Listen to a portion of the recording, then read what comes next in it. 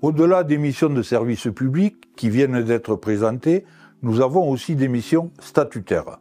Elles concernent l'information, l'éducation, la formation et l'appui technique à l'intention des gestionnaires des territoires, des chasseurs et du grand public. La formation décennale en fait partie.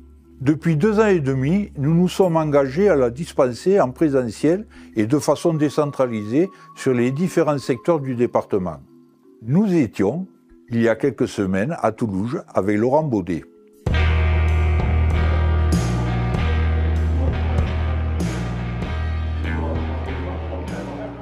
On a fait plusieurs séances de formation, on en a fait pas mal à la fédération, après on en a fait des délocalisés, on essaie de tourner un peu partout dans le département. On vient aussi un peu à la demande des AK, quand ils ont un groupe de 20-25 chasseurs, pour faire cette formation. Allez, donc bonsoir à tous. Ça dure 1h30 à 2 heures à peu près, et après c'est en fonction parce qu'il y a des questions ouvertes. Voilà, on va commencer. On a privilégié ces 2 premières années d'aller vers les chasseurs. Comme ça, on peut répondre en direct aux questions qu'ils ont. L'article 13 de la loi précise en effet qu'une remise à niveau décennal obligatoire portant sur les règles élémentaires de sécurité doit être suivie par chaque chasseur. C'est surtout des questions liées à la battue, à la sécurité en battue, l'angle de 30 degrés, les tirs fichants, voilà. C'est ces questions-là qui reviennent assez régulièrement. Un sanglier sort entre lui et son voisin.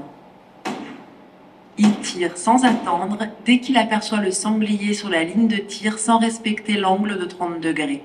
Il n'y a pas d'examen, par contre il faut qu'il soit présent. Cette formation est valable 10 ans, donc c'est-à-dire que les personnes qui seront là ce soir, l'année prochaine sur leur nouvelle validation, il y aura bien marqué sur leur validation annuelle qu'ils ont participé à la formation décennale.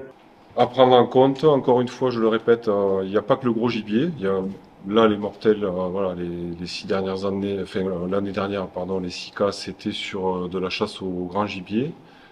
Depuis le début, on avait la possibilité de le faire en distanciel, mais c'est un choix du conseil d'administration et de la fédération de faire les premières en présentiel. Maintenant, on est à peu près à 1500-1600 personnes qui ont passé cette formation. Donc là, maintenant que c'est bien mis en place, c'est bien rentré dans les mœurs, on va le passer en distanciel, sachant qu'on va quand même garder des séances en présentiel qui là seront moins délocalisées, donc seront surtout faites à la fédération.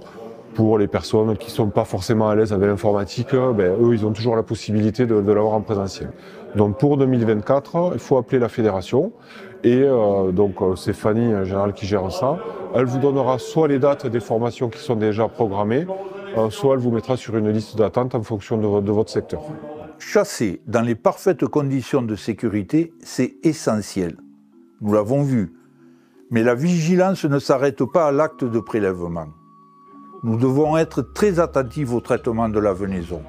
Pour cela, nous avons mis en place une formation hygiène de la venaison qui s'est déroulée le 5 octobre dernier. Pour 2024, une nouvelle session est déjà programmée le 22 mai prochain. Inscrivez-vous. J'insiste sur l'importance d'avoir dans chaque équipe de chasse au grand gibier un chasseur ayant suivi cette formation. 3 raisons à cela. Respecter l'éthique de la chasse. Rester vigilant sur l'aspect sanitaire du gibier et rassurer l'ensemble de ses compagnons de chasse quant à la qualité de la venaison distribuée.